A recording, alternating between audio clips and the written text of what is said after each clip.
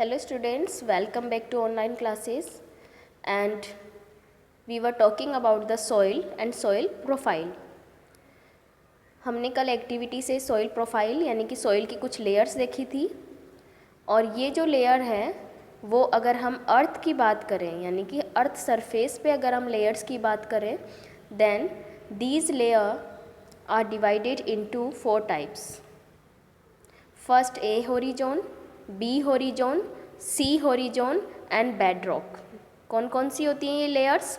A horizon, B horizon, C horizon and bedrock. And how soil is formed? Soil is formed by the breaking down of rocks by action of wind, water and climate. Soil कैसे बनती है? By the breaking down of rocks यानी चट्टानों के टूटने से, by the action of wind, wind के action से, वाटर के एक्शन से एंड क्लाइमेट के यानी कि अलग अलग क्लाइमेट के चेंजेस होने से जो होता है सॉइल बनती है. And this process is known as weathering. इसे क्या बोला जाता है? Weathering. So weathering means breaking down of rocks by the action of winds, water and climate. Okay. The nature of any soil depends upon the rocks from which it has been formed and the type of vegetation that grows in it. Soil का texture यानी कि soil का जो type है या nature है वो depend करती है कि सॉइल किस तरीके की रॉक्स के डिकम्पोजिशन से या रॉक्स के ब्रेकिंग होने से बनी है, और वहाँ पर यानी कि उस रॉक पर किस तरीके के प्लांट्स उगे हुए हैं यानी कि वेजिटेशन वहाँ की किस तरीके की है. इन सभी चीज़ों पे डिपेंड करता है सॉइल का नेचर. यहाँ पर जो आपको 4 लेयर्स गिवन है, these 4 layers are known as horizon. First layer जो है वो बोली जाती है ए होरिजोन. फर्स्ट लेयर को हम क्या बोलते हैं? A horizon. It is also called as top soil. इसके हम और क्या बोलते हैं? टॉप सॉइल भी बोलते हैं. And it is the uppermost horizon which is generally dark in color. ये uppermost horizon होता है जो कैसा होता है? डार्क होता है कलर में. कैसा होता है ये कलर में? Dark. And it is rich in humus. ये किससे रिच होता है? ह्यूमस से. और हमने कल बात करी थी ह्यूमस क्या है? ह्यूमस जो है वो है डेड ऑर्गेनिक मैटर्स जो डिकम्पोज हो रहे होते हैं. ठीक है. दिस यानी कि जो ए होरिजोन है, this layer provide shelter for many organism. ये क्या करती है? First layer A horizon top soil ये शेल्टर प्रोवाइड करती है डिफरेंट जो इंसेक्ट्स होते हैं, वर्म्स होते हैं या लिविंग ऑर्गेनिज्म होते हैं उनको. Now the roots of plants are embedded entirely in this layer.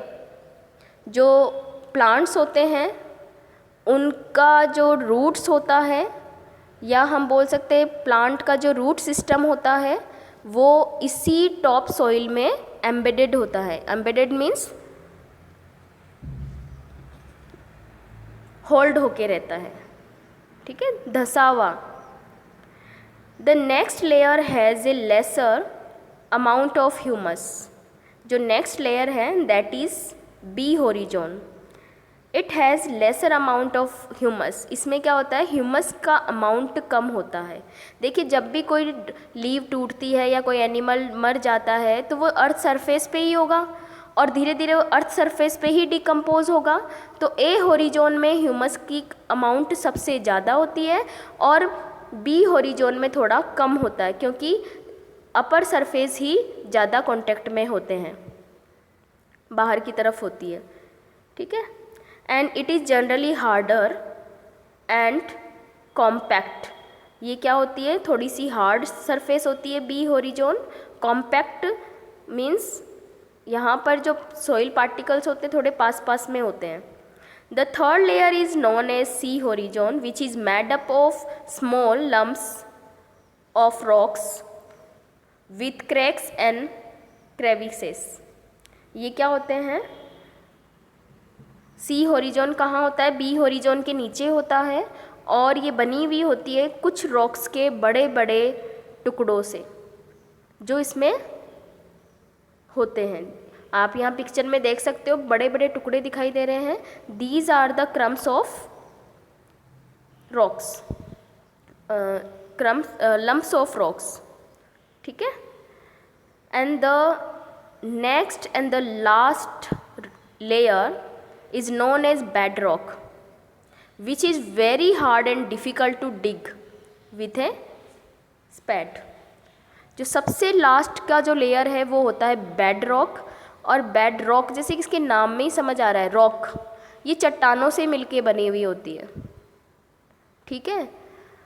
और इसे हम ब्रेक नहीं कर सकते हैं, हम इसको खोद भी नहीं सकते, रोका नहीं जा सकता है इसको। मतलब अगर हम खुदाई करते हैं, गड्ढा खोदते हैं, तो हम इसे डिग नहीं कर सकते हैं, बेड रॉक के नीचे हम नहीं जा सकते हैं, ठीक है। अब एक चीज़ और इम्पॉर्टेंट है and that is about the ground water. आपको पता है ग्राउंड वाटर कहाँ होता है?